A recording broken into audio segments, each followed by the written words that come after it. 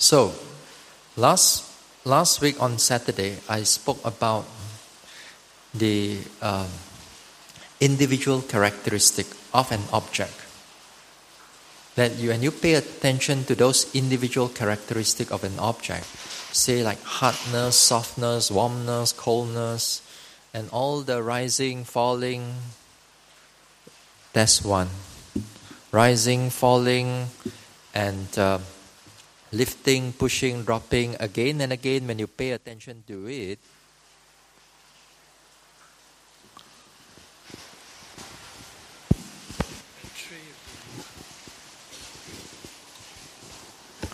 then when you pay attention to it or to them, they become clearer to you over time. As they become clearer to you over time, as you notice them clearer and clearer, then the aspect of the second characteristic, we call it the Sankhata Lakkhana, or the formative characteristics, or here, in other words, is the triple characteristics of arising, sustaining, and the ending. Beginning, middle, the end. Now, while the theory says so as the beginning, middle, and end, but as a meditator, as a vipassana meditator, then that's 1, 2. Testing. Testing 1.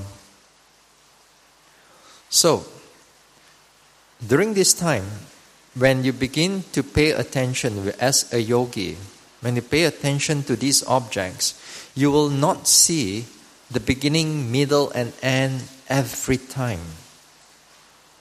Sometimes in your development, you will see the beginning are very clear. Sometimes it only shows you the middle, but it doesn't show you the ending or how the beginning is like. Sometimes it only shows you the beginning and the middle, but it doesn't show you the ending. Sometimes it shows you the ending only, but it doesn't show you the beginning. Sometimes it shows you all the three, but it's just only for a period of time, for a period of development, then it disappears again, it shows you the ending only. So, development of vipassana is not something that you can think about. Even you read all the inside knowledge and so on, and yet when you come into your practice, they can be very different from what you think. So therefore, you must be careful. You must be careful as a yogi. You must learn to trust your observation rather than what you have so much in your theory. Yeah. I have a number of yogis who sometimes come to my retreat, doesn't know English. They will sit there for 1 hour or more just to listen to the words only, but they are meditating. Now these yogis, they can able to progress a lot. Why can they progress a lot without understanding of a word that I said? Because if you tell them to do, pay attention, they pay attention. You tell them to walk, they walk. But the more intelligent one, why should I walk? The more intelligent one, is this first insight or second insight? Is this anicca? Is this dukkha?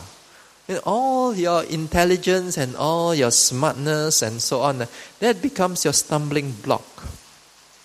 Yeah, it's not that intelligence is no good. It's not that when you're supposed to use it and when you're supposed to let it go. So here is that all the understanding that you have, while you are paying attention to the object, you just keep noticing what is really going on.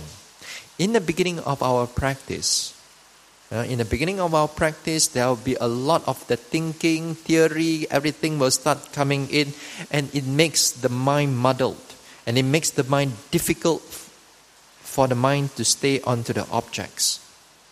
But as you progress, you understand the technique of paying attention, those thinking, those theory and so on, they get less and less and less, and that time you just start paying attention to it much more clearer, much more easier. Then the objects comes in much more obvious, deeper, and in many ways. So therefore, you must learn to trust your observation. You know the technique of observation and so how to pay attention and so on. Then you must fully put the attention there, rather than thinking about it. You're thinking about whether this is anicca or this is dukkha and so on, Of course, not to say that we cannot think about it, But you must keep it minimum. You must minimize it and put it aside whenever you are paying attention to the object of your observation. Now, while this time when you are paying attention, to the arising or passing away or the sustaining, if it comes in that way, you must learn to accept it in that particular way, in that its special way. If it shows you only the middle that is very tight, very tense, then you pay attention to it. You don't go and think about it. How come it doesn't end? Your job is just to see it as it is. Just like that day I talked about pain, unpleasant feelings. Now the first thing of the unpleasant feelings, the misconception about yogis when they have these unpleasant feelings is they want it to go away. They want us to see it go away. That is craving. Now, the second misconception I mentioned that they want to see how it ends. But at certain times, it doesn't show you how it ends. Before the particular pain ends, the next object already arises. So you don't exactly see how it ends. So if you don't see how it ends, this is how you pay attention to it. It shows you that way, you take it that way. So too sometimes the rising and falling, it move kind of like funny way, up, down, this way, that way, and so on. So you must learn to see it as it is. Because the more that you pay attention to it, it will show you even more. And even more objects for you to notice to what is really going on in this mind and body processes. So you pay attention to those things. Now, when you pay attention to this beginning or middle, ending, how the object changes and so on, and it will change in many ways. But as I said, you have not come to anicca, dukkha, anatta yet. Not yet. Not in the true sense. Not in the true sense. But most of the time, everyday use, we use the word anicca, dukkha, or anatta, and so on. For example, after we hear that the rain will pass, it's anicca, nothing is going to last forever. That one okay, it's all conventional usage of anicca. You think that you're going to get older. Oh no, you think, you know that you are getting older, your strength is no more there. You think about it as anicca. You think of it as dukkha perhaps. Yes. Not to say that you are wrong, but you are not fully right either. You're only seeing a small portion of change only. But in the true sense of anicca, you haven't touched it yet also. You haven't even skimmed at the top yet. So now it's only you are using all this anicca, dukkha, is all on the conventional usage only. So all the anicca that you have known And all the dukkha that you think you know is still very much in the surface. It's still very much in the surface. Now, as you develop further, the clear comprehension, the penetrating state of the mind to see what is really going on in the object of the body, then as you pay attention to those objects, the object changes much more faster because of the clarity of the mind. Sometimes we know that yogis begin to explain after some time, they know that the rising, falling, going a bit more faster than usual. Sometimes the process of the pain, changing from one pain to another pain, as if like it's coming much more faster than before. Even sometimes you notice the multiple type of pain come and go here and there, here and there. That is how the object begins to become clearer and clearer to you. During this time, all you need to do is just pay attention to what is really going on, what is happening there. Just pay attention, not thinking and analyzing of what the object is. Just so pay attention to the object. See how the object is like. So, as you carry on further, the object will show you another characteristic. It will show you another characteristic. Here, the third characteristic is called the samanya lakkhana. Samanya lakkhana or universal characteristic. Now only the three universal characteristics of anicca, dukkha, anatta will become evident to you. Will become more evident to you. Now how do they come in? Now this time when you pay attention to the object, any of the object, whether it's mental object or physical object, they will only show you a very fast arising and passing away. Fast arising and passing away. The moment you pay attention to that object, it already disappears. A new one already arises. A new one already arises. During, for example, you're not arising and falling. In the beginning practice, you know this rising and falling as like going forward and backward. Well and good if you can pay attention to it in that way. But at this level, when your mind able to notice the rising and falling, it doesn't even have the form of how the rising and falling anymore. Form in the sense that whether it's up, down, forward, backward, sideways, no more. There's no form. It is only when you pay attention to it, it's just arise, pass away, arise, pass away, arise, passing away, arising, pass away. In a very fast manner. You note the sensation of, let's say, after that, the itchiness arises. The itchiness doesn't show you, here big itchy, small itchy, and so on. All the itchiness will just show you arising, passing away, arising, passing away, arising and passing away. Nothing else. Then when you move to a next pain, the next pain also just arising and passing away, arising and passing away, arising and passing away, arising and passing away. It just shows you that. You ask the yogi what pain you are observing. I don't know. But I know it's just arising and passing away of pain. You ask whether the yogi, whether they got shape of rising and falling or not. No, nothing. It's just arising and passing away, arising and passing away. There's no shape, there's no form. Understanding of form. Even right now, for example, when you do your walking, when you lift up, pushing, dropping, even you don't see your leg also.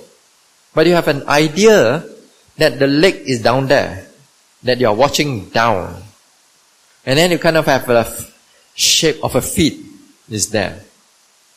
That shape, that form is still a concept. It's still a concept. Yeah. Then, when you pay attention to your rising and falling, how's the rising like? The rising is expanded in this way. The rising is moving in this way. Then if you notice this way, the concept is still there. But it's perfectly alright for a beginner. But during the later stages of development, this concept, this idea of big or small and top or bottom, none. It's just arising and passing away, arising and passing away. All phenomena. You can't also differentiate whether you are noting the mind or whether you are noting the body. Because they are universal this time. The mind and the body shows you the same characteristic right now. Everything just arising and passing away only. And they do it quite a fast manner. They do it quite a fast manner. So, during this time, then you begin to experience the true anicca. You begin to experience the true anicca. But you only experience one aspect of anicca. There are multiple aspects of anicca for you to know. Doesn't mean that because you see one anicca, you see every anicca. Not yet. The vipassana will reveal itself to you further of the deeper insight.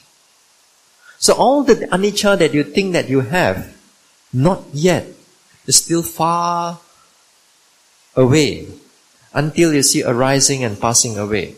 That time also, sometimes you may not know that whether you are sitting in the morning or afternoon or night.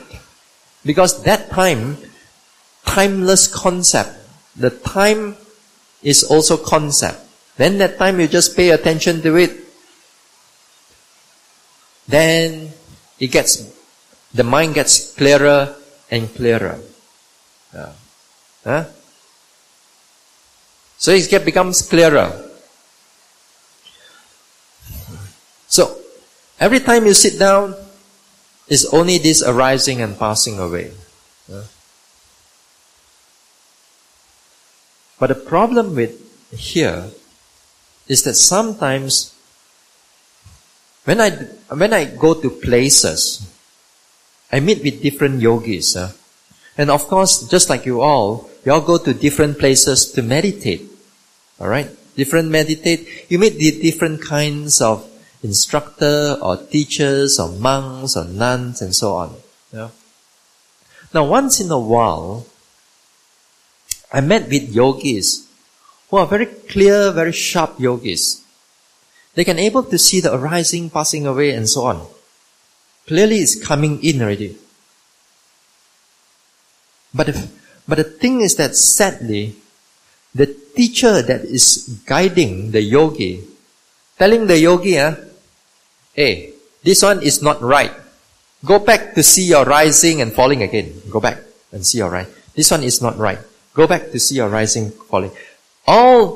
Nothing can be just arising and passing away. Go back to see your rising and falling. So every time the yogi progresses, stopped by the teacher, ask him to go back just to see this rising and falling and rising and falling. And they thought that sometimes these teachers who sit on the chair, they thought that sometimes they have a little practice, just so to speak. When they have little practice, every time you guide a yogi and that yogi begins to improve, you ask the yogi to go back again and again and again. Sometimes you have to undo, to help the yogis to understand this concept a little bit more better. Then when they have the confidence, they have the faith, then only they go further. Lacking of practice, lacking of experience. If you think that you know all about the books, you can learn this meditation from the books, you can understand all the insight from the books, you'll be so wrong. Or any one of us. This one needs experiential knowledge. It needs experiential knowledge. Because this time, the deeper aspect of anicca, of impermanence, begins to express itself to the yogi. So therefore, you must see the object as it is, as they are. But this time you also don't think about whether this is anicca, dukkha or anatta. You don't worry about that. It will come to you sooner or later. But what is important here is that you experience it. Whether you have the name for it or you don't have the name for it, whether this is anicca or this is dukkha, doesn't matter. What matters is that you experience it. It's not a matter of, for example, if it doesn't matter whether you know an apple or not an apple. The most important thing is that you taste the apple. Even you have no name for it, it's perfectly alright. You can call it in Mandarin, you can call it in English, you can call it in Hokkien, you can call it in any other name, but the taste is the same. So too every yogi will go through it. You will see this arising and passing away very clearly. If you go further and further into the development. That time, more or less, quite stable, the practice. Quite sustaining the practice. So, you begin to see anicca, samanya lakkhana, the universal characteristic. Because this universal characteristic, it's every object, whether it's mental or physical, you will see this object. You will see this object again and again. Then, in the further development, the vipassana objects will shows you another aspect of anicca. Not just in the rising and passing away, but this time is just the ending part. Every time it just disappear. Every time it disappear. You note an object, very quickly it disappear. How the arising, how in the middle, no idea. But all the time you note it disappearing. And sometimes yogis may think that, siya lah, how am I going to meditate like that? Everything it keep on disappearing. I thought last time I was able to meditate these changes arising and passing away very clearly. But now, the object is keep running away from me. How come? This is the nature of the experience of insight, of the experience of vipassana. It shows you that way, you take it that way. Of course, in the beginning part, the yogis sometimes have felt that, something wrong with the practice. Again, here is where the teachers come in. If not, sometimes the yogi may revert back to just seeing the arising, passing away, arising and passing away. They not want to see what is coming further, So this one, sometimes you need guidance of a teacher to go a little bit more further, to experience all the disappearing and all the passing away and so on. So, when you experience that type of passing away, it's another aspect of anicca. It's another perspective of anicca.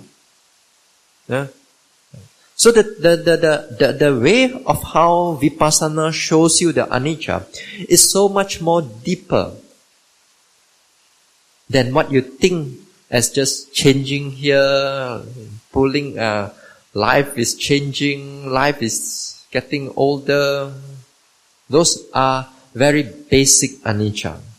Not to say that you are wrong, but not in the true sense yet. So the vipassana give rise to a very deep insight. If only that you can able to pay attention to them. Yeah? But then other places, when it comes to this anicca thing, or arising and passing away thing, they have sometimes even people have a wrong notion about arising and passing away. Again, I met with one monk in the past, because again, he reads about and he listens to the Dhamma talk about arising, udaya, baya, arising, passing away, arising, passing away, arising, passing away. Wonderful. At least he got the knowledge, But the thing is that when it comes to the meditation, when he do his sitting, or even walking, he begin to chant to himself, arising, passing away, arising, passing away, arising, passing away, arising, passing away, arising, passing away. Walking also arising, passing away, arising, passing away, arising, passing away. In order for the yogi thought that you're going to see the arising and passing away just by repeating the words. Like chanting, Like chanting. Then you thought that you're going to get all the arising and passing away. No need to work so much. That's not the way. That's not the way of how you see arising, passing away just by chanting. It's not going to show you to you, even you sit down here and immediately you're going to come. No. Your mind is not ready for it. Your mindfulness has not developed. Your concentration has not developed. Your wisdom has not developed. This thing, it will not show you. It may show you just for a short period of time, it kind of disappear. But that is not good enough. What I'm saying here is that these yogis, when they have a deeper aspect of sitting, or deeper aspect of retreats, and further into the retreats, they can sustain the whole hour of just arising and passing away. They can sustain on the walking, arising and passing away. Not just looking at just 1 or 2 seconds and then all disappear. This is where the sustainable of observation can last. That's why, as I said in the beginning part, make sure that all the continuity of the mindfulness, you do it again and again and again and again until it becomes habit. Because in the long further process of development of vipassana, it's going to be very helpful to you.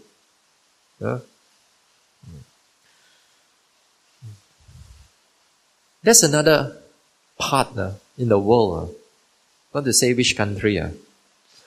There's a technique of vipassana. They call it vipassana. Nowadays, you can label anything as vipassana. Whether it's the right one or not the right one, you can label anything as vipassana. Now, in this one method of vipassana, and they call themselves, too bad, Mahasi method also.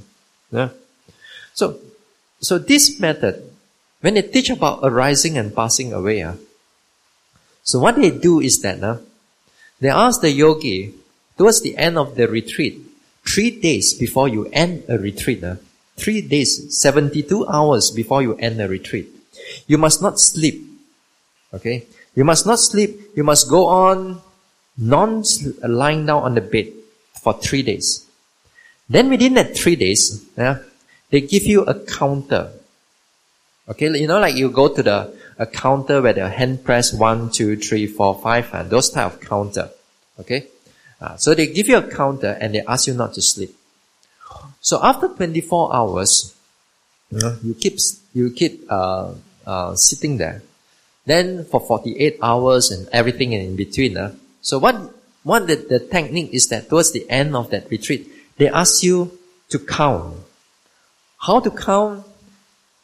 This time, for example, when you sit down, then when you, like this, when you bend down forward, you press 1 time. And you go forward again, you press another time. You go forward again, you press another time. You go sideways, and you press another time. You go the other side way, you press another time.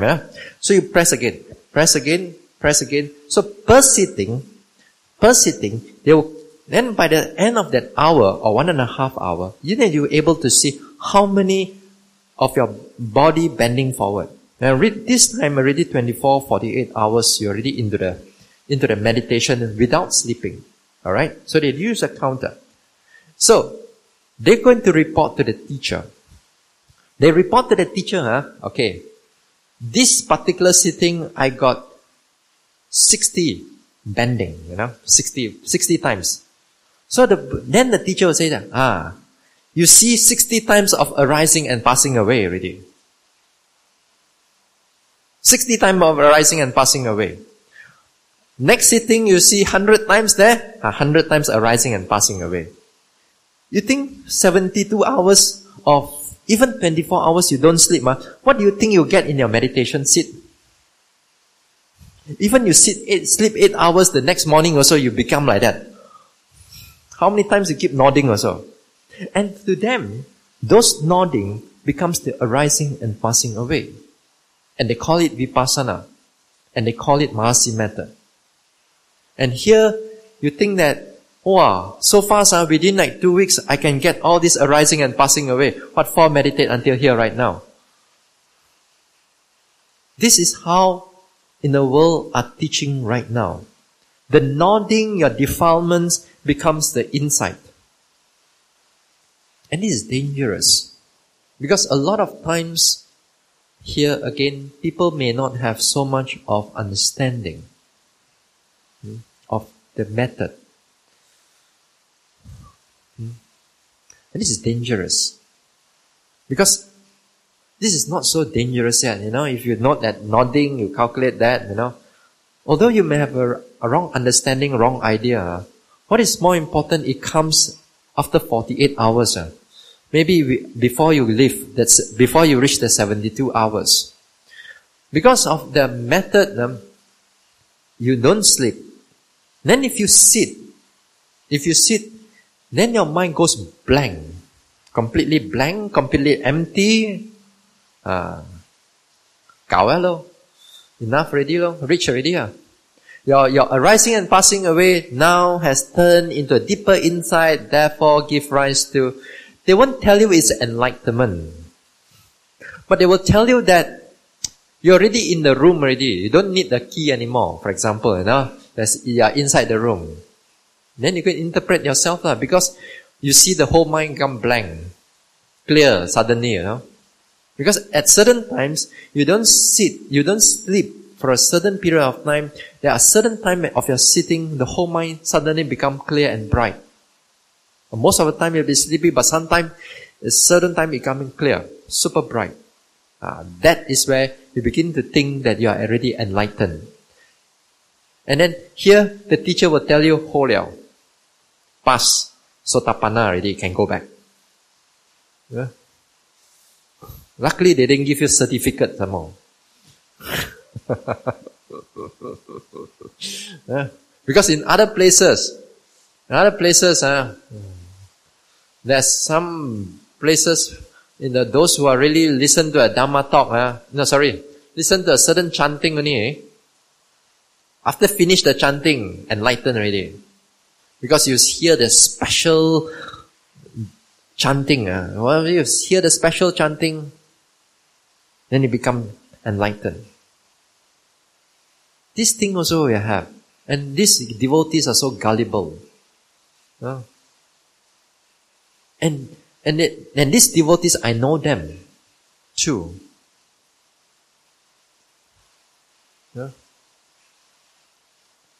So, you see, a lot of interpretation comes in. Or what is arising and what is passing away. So therefore, my job is to just pay attention to what is going on without all this interpretation. Sometimes all this interpretation, that when you pay attention, sometimes a lot of times you may overestimate your practice.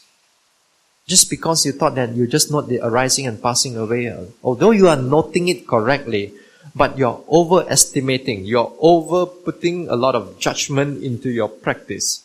Then you may think that you're already near enlightenment. Also, there are yogis like that. Not to say they practice wrongly, but because of impatience to get out of this samsara. I know, you want to get out of this samsara, maybe because you're getting older, who knows when you're going to die. So you want to quickly. practice.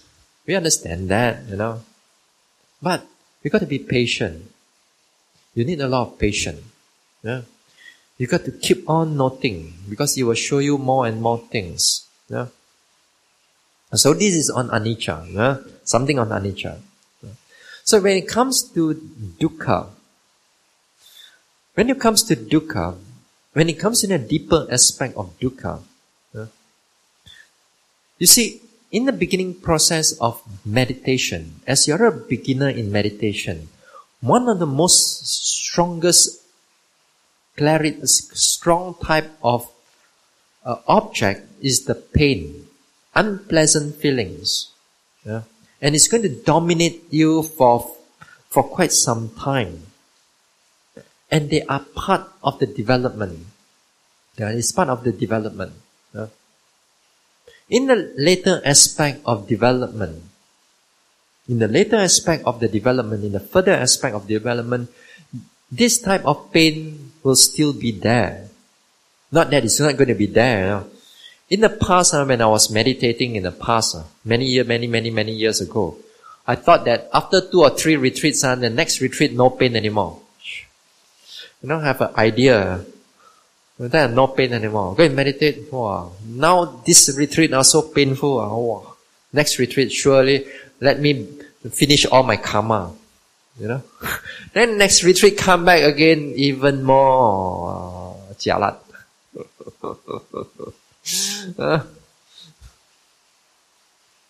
Now the fact that the problem is not with the pain.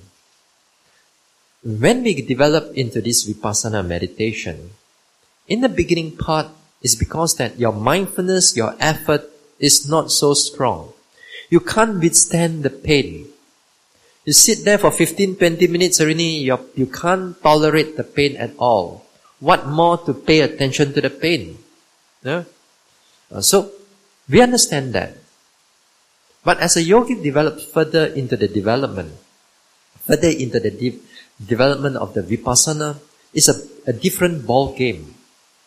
The pain can be still strong and painful, but the mind can sustain on it and able to notice how the pain is changing and so on. That time, the pain is not going to go away, but your mind is not affected by the pain. That is a lot of difference. It makes a lot of difference here. Yeah? So in other words, we can able to notice the pain as they are without the mind gets affected by this way. Yeah? And when you repeat this thing again and again, it's going to be in a way helpful for you when you are in the everyday life. When you are in everyday life, when we deal with a lot of unfortunate events and a lot of unfortunate things happening, you deal with unpleasant people, you deal with unpleasant situations and so on, then because of the training that you may have, the mind is so much more stable.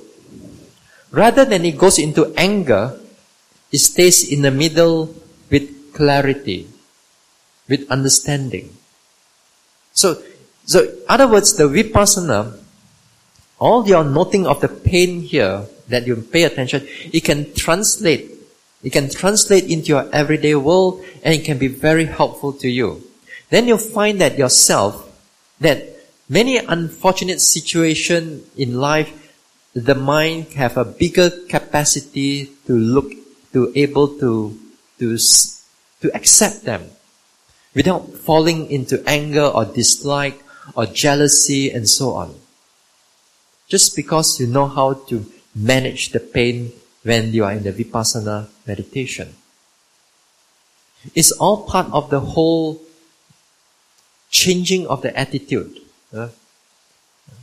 In the beginning part, when you come in as a meditator, you bring all the wrong attitude and all your this one. That's why you see the pain only, you get annoyed with it, you get angry with it. As the training comes in, the pain is still there, but the mind has changed. The mind is more accepting, more open, and more able to see. So too when you're out there, it will happen also. It will translate that into our everyday life. That you become much better in all the unfortunate situation, people and so on, that you can able to tolerate better. You don't fall into their anger. You don't fall into their sadness. You can able to see things much more openly. So, as you begin to understand dukkha, but this is just only one aspect of the dukkha, because in the deeper aspect of dukkha, it doesn't come in all the time as pain. Because even right now, with the rising and passing away of the abdomen, let's say you're paying attention to the abdomen, and the abdomen is changing fast and so on. In the past, you take note of this object as a very neutral object. It doesn't give you happiness, or neither it give you sadness or unpleasantness. Just like every time you pay attention to all your rising and fall, no problem. You can able to notice it through. But this time, sometimes it gets very difficult. Every arising and passing away, you felt that, ayo. So, although it's still moving, but your heart, your mind, you feel it is very cramped, very narrow, very tight, and so on. But when you don't pay attention to it, everything okay. Nothing. When you pay attention back again, then you become tight and tense and unpleasant. Then you stop meditating, okay. Nothing. It shows you that when the attention is put there, the whole aspect of the dukkha is arising. And it shows you a window of time that you begin to see the deeper aspect of dukkha that comes with impermanence, that comes with arising and passing away. So when sometimes the Buddha says, impermanence gives rise to dukkha, this is where exactly you begin to see how the arising and passing away, with the arising and passing away, you feel the unpleasantness of things. Even it's just a neutral object. And in every aspect also that you pay attention to it, it feels dry, it feels very, sometimes you feel very fearful, sometimes you feel very, how do you say, jelak, until like you keep on noticing the same thing all over again, you feel like, ayo, that type of mentality, so, all this is a different aspect of dukkha. Even you sit down there, at sometimes the certain thoughts of your past thoughts, it gives rise to, you're happy because you were there somewhere, you were happy, But this time when you meditate, that particular thought come in, and you see the arising and passing away, that happiness also becomes, really unpleasant. How is it so? Because that is the nature of dukkha. When we begin to see the true nature of dukkha, all this impermanence of your happiness are really dukkha. But this time the dukkha is more on a deeper level. And then another level of dukkha is go even more deeper level, when everything that you notice which is neutral, everything which is connected with the neutral feelings, any arising is dukkha.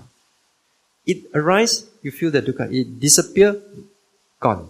Arise again, disappear. That means within a second, let's say about 3 or 4 arising and passing away, 3 or 4 dukkha, you experience it also during this time.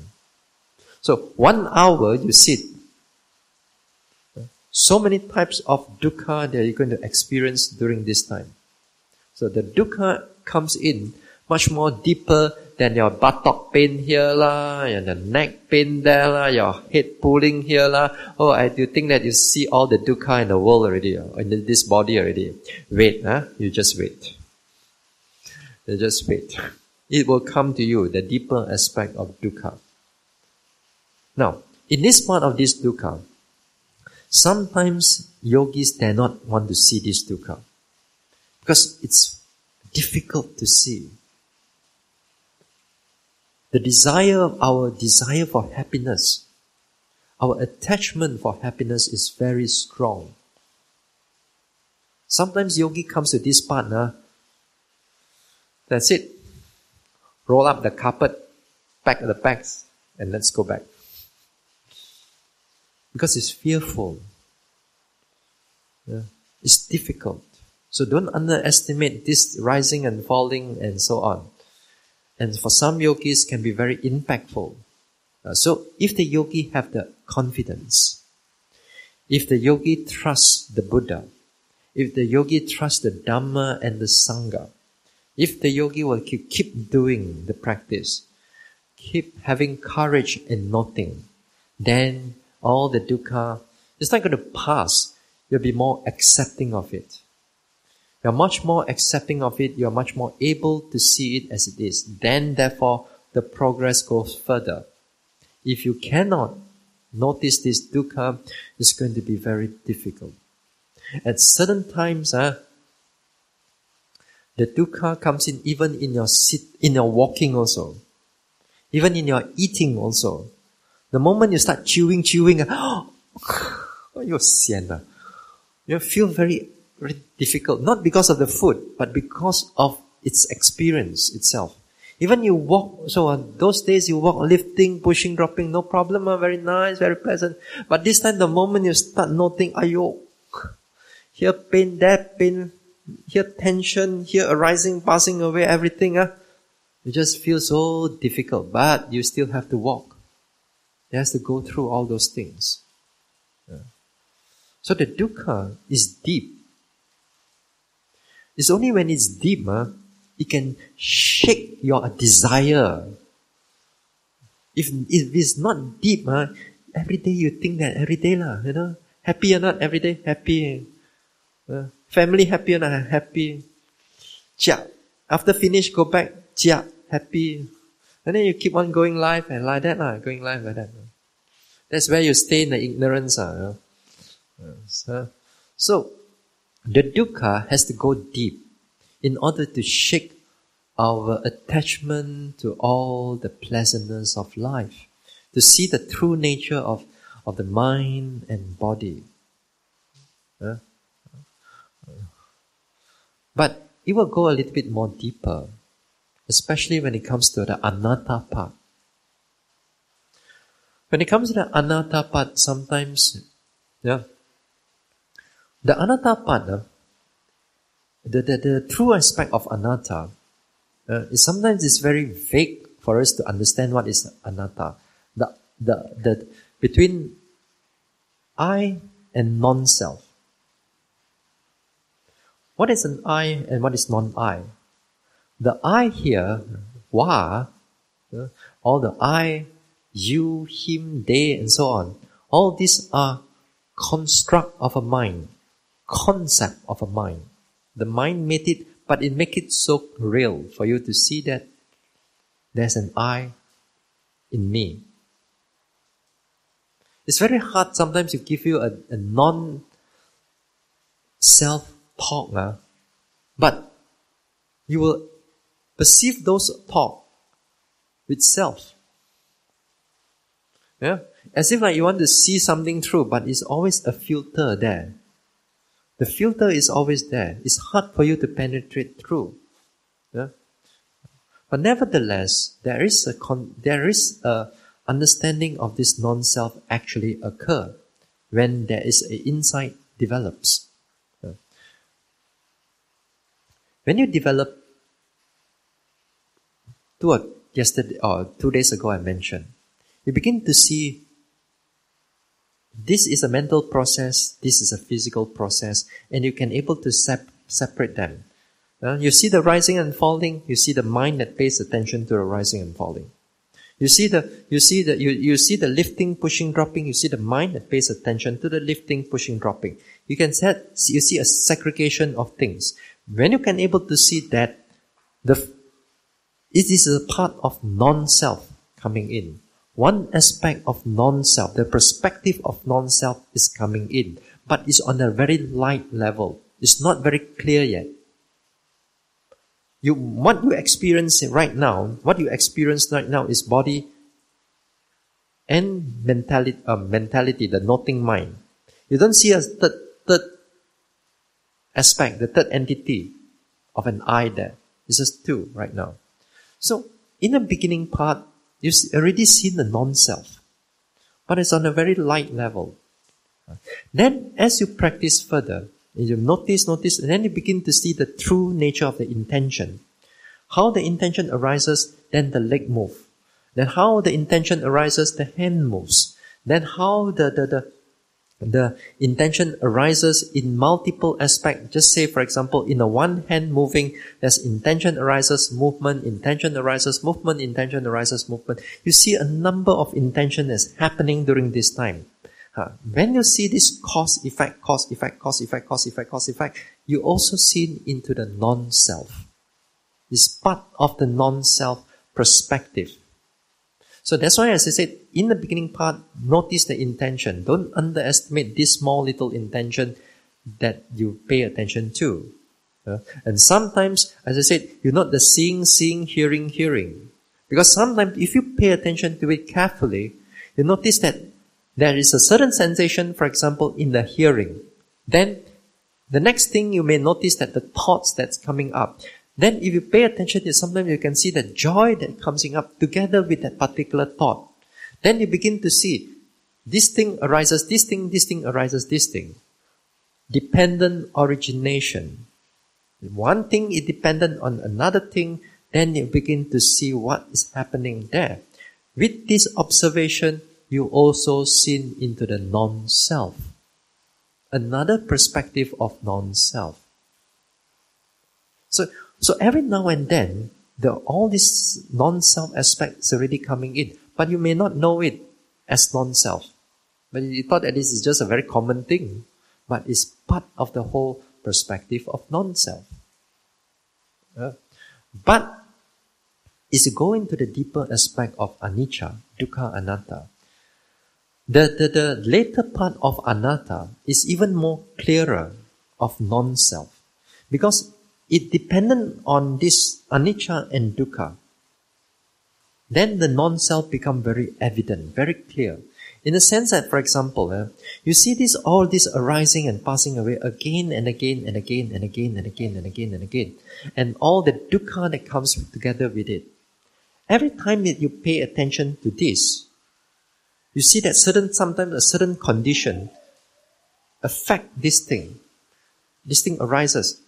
Because of this condition, this thing arises. Because of it, keep on arising. Because of it. Then you see all the relationship again and again and again and again. Non-self. Or, sometimes, some yogis able to notice a bit more further. For example, right now, when you see this arising, let's say you're rising and falling. Rise and fall. Then it goes sideways a little bit. It goes up, down, go forward, backward, go to the side. This time, for example, when you notice it, you just notice it the whole prospect. You know the whole aspect of it only. But when the non-self become clear, the mind already know which direction the rising is going to move. It's already know it's going to go straight. The mind already tell you it's going to go straight.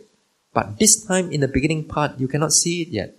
Because the mind is very subtle. Then you want to go to the sideways. The mind knows that it's going to go to the sideways before it arises, it goes into that particular segment. If it's going to go round, the mind is already knows that it's going to go like that. Just a few milliseconds before it happens. So the mind already knows that all this movement is not caused by I. Everything is made up, is already intended by the mind.